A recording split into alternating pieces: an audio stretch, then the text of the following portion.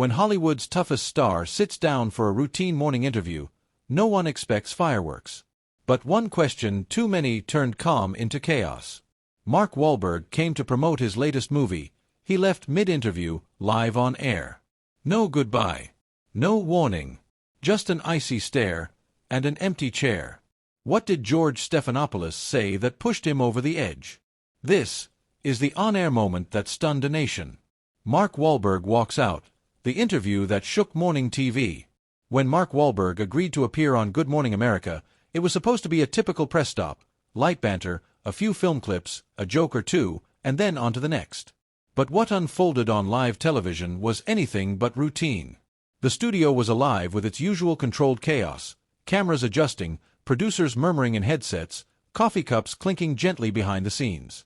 George Stephanopoulos, the ever-poised host, reviewed his notes one last time as the floor manager signaled the countdown. Then came Wahlberg. Dressed sharply in a custom-fitted navy suit with a subtle gray pinstripe, Mark stepped onto the set with the confidence of someone who's been doing this for years. He greeted George with a firm handshake, his signature Boston charm on full display. "Good morning, Mark," George said with a smile. "Always a pleasure, George." "Happy to be here," Wahlberg replied, adjusting his cufflinks as he took his seat. The first part of the interview went exactly as expected. Wahlberg spoke passionately about his latest film, a gritty, high-octane thriller where he plays a haunted ex-Special Forces operative caught in a global conspiracy. He talked about the physical toll of the role, the 4 a.m. gym sessions, and how he worked with actual military advisors to bring authenticity to the part. Clips from the movie rolled on the monitors behind them, showing Wahlberg leaping from helicopters, bloodied and bruised, giving everything to the camera. The audience seemed to eat it up. But then came a shift. George leaned forward, cards in hand, his voice calm but slightly more pointed. "Mark," he said smoothly, "you've played this kind of role before, the stoic, tough-as-nails hero fighting impossible odds. Do you ever worry about being typecast?" Wahlberg paused for half a beat, smiled tightly. "I think every role I take brings something new," he said. "Sure, there are themes I gravitate toward, honor, redemption, but I work hard to make every character distinct. And audiences keep showing up for that." George nodded slowly, as if weighing the response. Then came the follow-up. "But your last few films haven't exactly broken box office records," George continued, his tone still polite but unmistakably direct. "Some critics have said your recent work feels dated. Do you think Hollywood has moved on?" The air in the studio thinned. Wahlberg's jaw tensed, just enough for the cameras to catch. He shifted slightly in his chair. "Well," he said carefully, "not every film's meant to be a billion-dollar franchise. I've never chased trends. I do what feels right, what challenges me. And yeah, not all of them are crowd-pleasers, but I stand by every one." George kept his expression neutral but leaned just slightly back in his chair, his next words calculated. "Still," he said, "some would argue that taking on smaller, less impactful roles is a sign of trying to stay visible, a way to hold on to relevance when maybe your leading man era is winding down. Do you ever wonder if your time at the top is behind you?" That one landed. Wahlberg's lips pressed into a thin line. His fingers curled slightly in his lap. The smile was gone now. "George," he said flatly, "if you think I've lost a step, why don't you come train with me? Spend one day doing what I do. I don't think you'd last through warm-ups." A nervous laugh trickled from the crew off-camera, unsure if they were witnessing banter or the start of a storm. George didn't flinch. "Oh, I don't doubt your discipline, Mark," he said, tone light but the edge unmistakable. "But this isn't about gym routines. It's about perception. About whether the industry still sees you as a draw." Wahlberg's eyes narrowed ever so slightly. "Well," he said, voice low but steady, "the people who hire me still seem to think I bring value. And more importantly, so do audiences." The interview should have ended there. But George went one step further. "That may be," he said, tapping the edge of his cue card. "But some of your peers and critics have suggested that guys like you, with your level of wealth and history, are holding space that could go to younger, more diverse talent. That your presence in certain roles might actually be preventing others from breaking through. What's your response to that?" For a moment, Wahlberg didn't move. The camera caught the flicker of disbelief in his eyes, a quiet fury just barely restrained.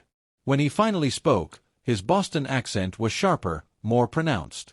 "I don't think anyone should be made to apologize for success, George," he said slowly. "And I definitely don't believe in stepping aside just because someone else wants what I worked my ass off to earn. That's not how this business works. That's not how life works." The tension was now thick enough to cut. There was a pause, then Wahlberg stood. Calmly, smoothly. He unpinned the mic from his jacket, set it on the chair, and walked off the set without another word. Producers froze. The floor manager gestured off-screen, unsure what to do. George sat still, lips parted slightly, as if deciding whether to speak again or let the silence hang. The camera lingered on the empty chair. Mark straightened suddenly, his calm evaporating. The transformation was subtle, but unmistakable, the shift from composed professionalism to something simmering just below the surface. His jaw clenched tighter now, temples flaring, and when he spoke, the heat in his voice was unmistakable.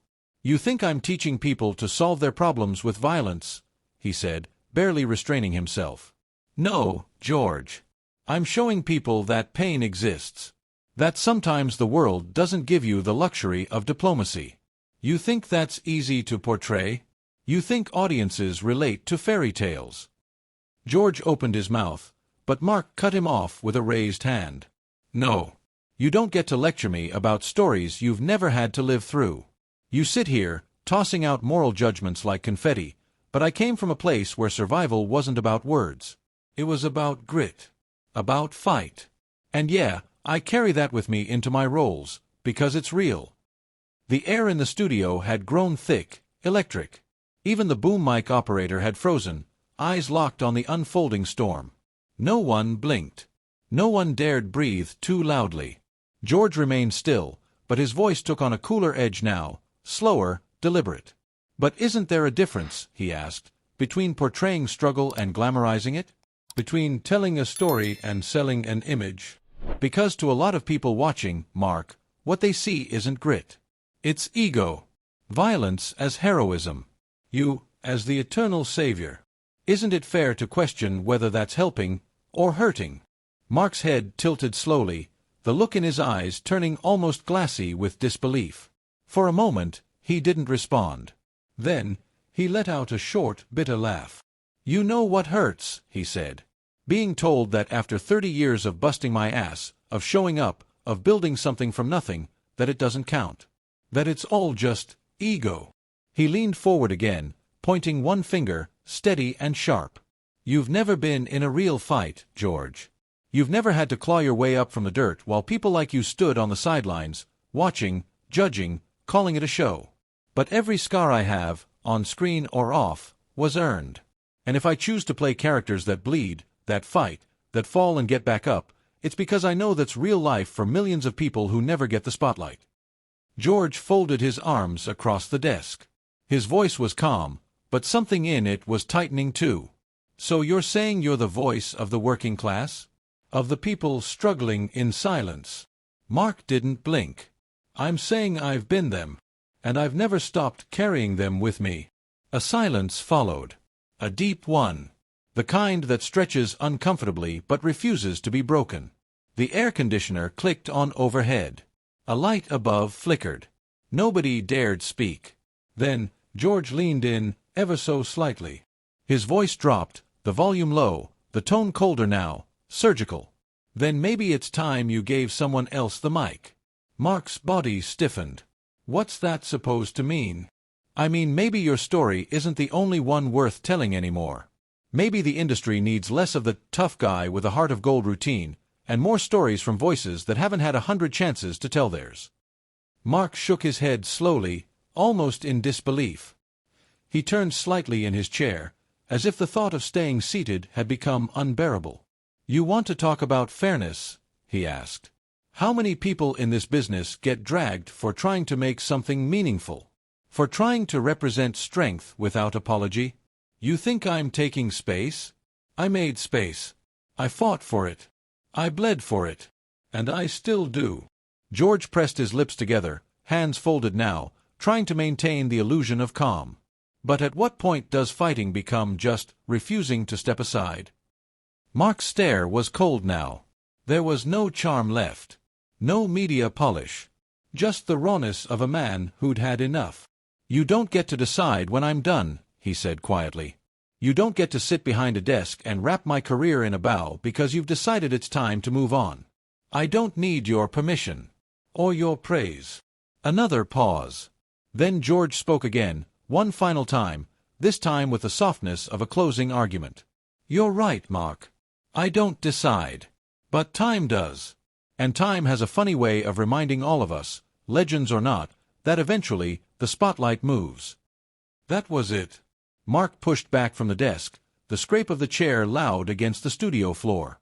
He rose to his full height, adjusting the cuffs of his jacket with careful precision. No anger in his steps, just finality. He unhooked his mic with slow, deliberate movements, dropped it gently onto the desk, and gave George a long, level look. No words. No parting shots. Just silence. And then he walked off camera. The red light above the camera stayed on. The crew didn't move. Neither did George. All that remained in frame was the empty chair, the echo of what had just happened lingering in the tension-soaked air. The feed cut to commercial 3 seconds later. But by then, the damage was done. And the internet, already on fire. When he spoke again, his Boston accent was stronger, his voice sharper, like steel honed against decades of judgment. "You know what the real problem is, George?" Mark said slowly, deliberately. "It's people like you. People who sit behind a desk and pretend they've got the moral authority to decide what helps and what harms. You've never stepped into the life I came from. You've never walked into a room where nobody thought you'd make it. You've never had to crawl your way out of a hole with nothing but your fists and your will." He leaned forward, his forearms resting on his thighs, his tone dropping to a low, threatening calm. "You look at me and see a movie star. A paycheck. A tough guy stereotype. But you don't see the kid who came from nothing, who buried his friends before they turned 20, who didn't think he'd live long enough to have a future. You call it violence. I call it survival."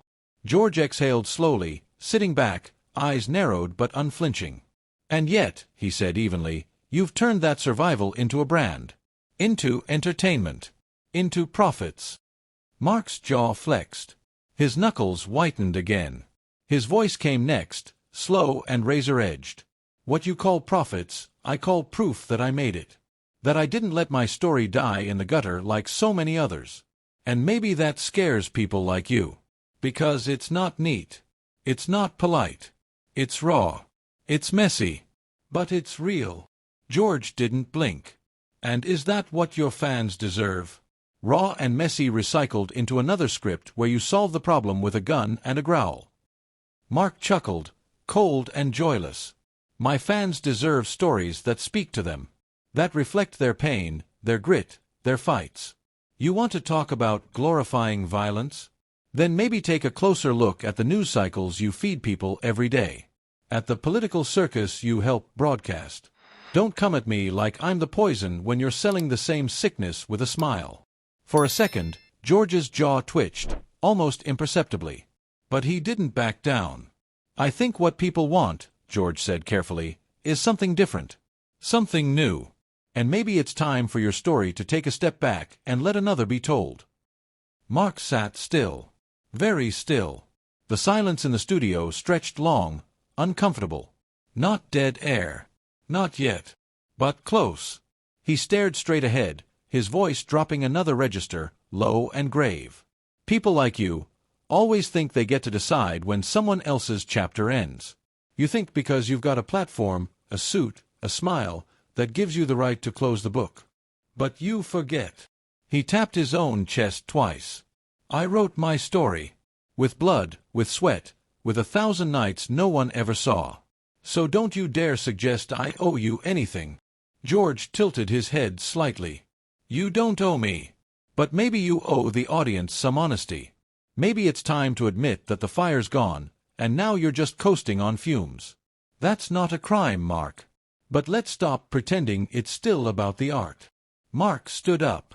No outburst. No theatrics. Just a slow, measured rise, the chair groaning softly under the shift of weight. He looked down at George, not with rage, but with something colder. Disappointment. "You want honesty," Mark said, voice calm, grave, final. "Here it is." He leaned slightly forward, just enough for the microphone still pinned to his lapel to catch every word. "I never did this for awards. Not for critics. Not even for guys like you to sit and dissect like you know what the hell you're talking about. I did it for the kids like I was. The ones who didn't have a voice. Who needed to see someone win, even if it was on a screen. I show up for them. Not for your ratings." And then, with quiet finality, Mark reached up, unclipped his microphone, and set it gently on the desk in front of George. The silence was complete. The lights buzzed faintly overhead. The camera crew remained frozen, unsure whether to follow him or stay still. Nobody moved. George opened his mouth, as if to say one last thing, but thought better of it. His hand hovered over his cue cards, then slowly dropped to the desk. He watched as Mark turned and walked off the set. Each step echoed. Past the camera. Past the floor manager frozen mid-motion. Past the interns holding their breath near the edge of the stage. He didn't look back. The studio doors swung closed behind him with a soft thud. And then, the broadcast feed cut to a wide shot.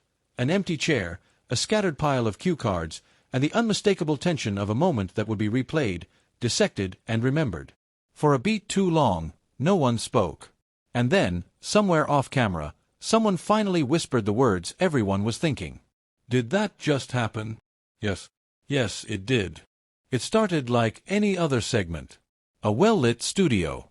A cup of coffee. A seasoned host. A Hollywood A-lister promoting his latest action blockbuster. But what was meant to be a typical press stop turned into a slow-motion collision no one saw coming, and the cameras were rolling for every second of it. Mark Wahlberg sat across from George Stephanopoulos with the ease of a man who had done this 100 times. Polite smile. Press-ready answers. But just beneath that polished surface, pressure, tension, and years of unspoken resentment. The moment it all began to unravel was subtle. George, flipping through his cue cards, asked calmly, "Don't you ever wonder if the roles you play contribute to the violence in our culture?" Mark blinked. Just once. But everything changed in that moment. "I grew up in violence, George," he replied, his voice steady, but the air around him growing colder. "I've seen what it does to people, to families. My movies don't glorify it, they reflect it. They remind people you can rise above it. But you, sitting here, calling me part of the problem." Mark shook his head, jaw tight. "You don't know the first thing about the world you're criticizing." The room held its breath. George squared his shoulders, not backing down. "If you really believe that, maybe you'd take a harder look at the messages you're sending. And maybe, just maybe, you'd realize that cashing checks for playing the same violent roles over and over isn't helping anyone but yourself." That was the strike that hit bone. Mark leaned forward, elbows on his knees, eyes locked on George. His voice dropped to a near whisper, but it landed like thunder. "You don't get to talk to me about helping people," he said, deadly quiet. "You don't know what I've done for people. You don't know where I've been. You don't know what it costs to get here, and to keep going." Then, almost casually, Mark sat back. A smirk curled at the corner of his lips, cold, cutting. "But maybe you're just mad because nobody wants to see a movie about you." Gasps rippled through the studio. Even George froze for a second, rattled, but not retreating. He forced a dry chuckle, his eyes narrowing. "That may be true, Mark. But at least no one accuses me of teaching kids that fists fix everything." The room turned ice-cold. The scrape of Mark's chair against the floor was soft, but thunderous in meaning. But he didn't leave. Not yet. He sat upright, rigid, locked on George like a storm about to break. All around them, crew members abandoned all pretense of work. Even the teleprompter operator hovered, finger frozen mid-keystroke. George leaned forward now, emboldened by the moment. "That's the problem with people in your position," he said, his voice dripping with condescension. "You've gotten so used to being celebrated for mediocrity, you think you're untouchable. Your last 3 movies flopped. Critics laughed. And here you are, still raking in millions. Meanwhile, real actors struggle to pay rent. You ever think about what you've taken from more deserving talent? The jab landed, hard. Mark's jaw clenched. Then, he smiled. But it wasn't the Wahlberg grin fans knew. It was cold, tight, joyless. "That's a hell of a thing to say, George," he said slowly, his Boston accent slicing through the tension. "You think you know what I've earned?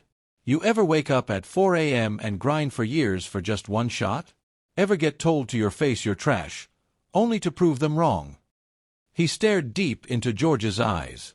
"You sit here with your notes and your questions and think you've built something. But you've never built a damn thing with your own 2 hands." George, sensing the moment, pushed harder. "And now you're peddling more violence," he snapped. "Another film. More guns. More fists. More explosions. Do you know how many young men watch you and think that's what manhood looks like?" Mark's expression turned to steel. "George, don't you dare," he said. "Don't you dare tell me who I am or what I represent. You've never buried a friend because of the streets. Never watched someone you love get swallowed by a system that doesn't care if they live or die." He stood now, not in anger, but in finality. "And my movies, yeah, they show violence. But they show consequences. They show people surviving when no one else fights for them. If you can't see that, that's your problem." George clung to his cards like a lifeline. "Sounds like excuses to me," he said. "You're just another Hollywood millionaire who figured out how to package aggression and sell it to the masses." Mark unhooked his microphone, setting it gently on the table. He leaned down, calm but intense. "I've been called a lot of things in my life. Thug, criminal, has-been. But what you just called me..." He paused. "You called me a fraud. And that, I won't sit here and let slide." George tried one last time to salvage the show. "If you walk out now, Mark, you're proving me right. That you can't take the heat. That you're just a tough guy who cracks under pressure." Mark chuckled softly, but there was no humor left. "You know what, George? This isn't criticism. It's not journalism. This is just plain disrespect." He gave the cameras one final look, the look of a man with nothing left to prove. Then he turned his back on George and walked. "Roll your commercial, George," he called over his shoulder. "You've got your soundbite. Hope it was worth it." The studio doors clicked shut behind him. And for a long, frozen moment, no one moved. George sat alone, pale, still staring at the empty chair. Then, clearing his throat and forcing a fragile smile, he turned to the camera. "We'll be right back. What do you think? Did Mark Wahlberg overreact to tough questions? Or did George cross a line that couldn't be uncrossed? Was this a celebrity meltdown, or a man standing up for his truth? Let us know your thoughts in the comments below. We read every one. And if you were as stunned by this clash as we were, don't forget to like, subscribe, and ring that bell, because on this channel, we bring you the most explosive moments from the world of live television, where the real drama happens off script.